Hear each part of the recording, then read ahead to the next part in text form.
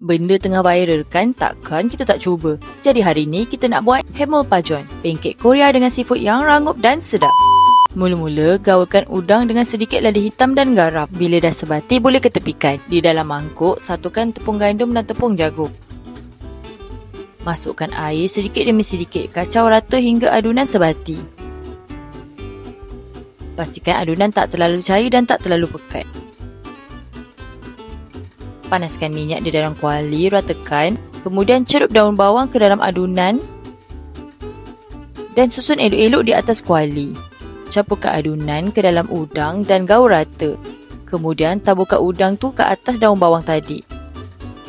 Susun udang cantik-cantik, kemudian tuangkan adunan ke atas daun bawang. Mana yang nampak ada gap tu bolehlah tambahkan adunan tepung. Kemudian bolehlah tambahkan hirisan cili merah dan tuangkan telur yang telah kita pukul di atas pancake.